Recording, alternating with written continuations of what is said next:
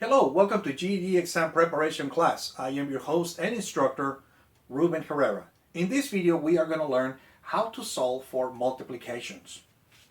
In multiplication, my friends, I was also told sometimes by students, hey, Mr. Ruben, do I need to align my numbers too, just like we do it with addition and subtraction? No, we don't really. We do have to align our numbers actually as we're writing our result right here, which we're going to do here in a minute.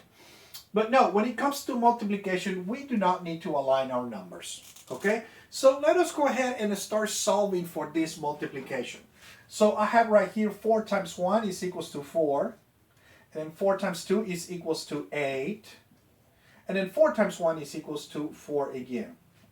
And here you go. I'm just solved for this multiplication. Let us go ahead and do this one now, okay?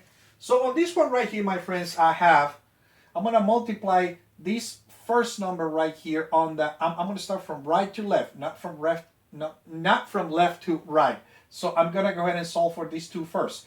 5 times 5 is equals to 25, and I'm going to move over a 2 right there. Okay, next I have 5 times 0 is equals to 0. Any number that we multiply or divide times 0 is always going to be equals to 0. Okay, so 5 times 0 is 0, plus 2 is equals to 2.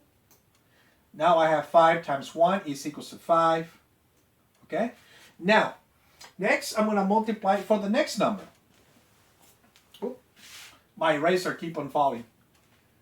Now I'm going to multiply the 2, and because I am shifting one number to the left right here, I'm going to also, when I write my result right here, I'm going to shift one number to the left.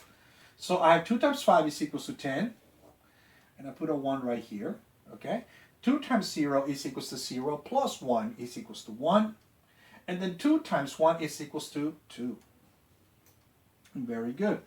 So you see right here how I shift one space to the left, because I also I move to the next number right here to the left. Now the last thing that we have to solve now is just do this multiplication. So I'm sorry, on this multiplication, all I have to do is now a addition. So I'm going to do, this is 5 right here. 2 plus 0 is equals to 2. 5 plus 1 is equals to 6. And then 2 is equals just right here to 2. And there you go. That's my result. And this is how we solve for multiplications. Thank you very much for watching this video. If you guys have any questions, please email me. You guys have my email, and I will see you in our next video. Thank you very much. Bye-bye.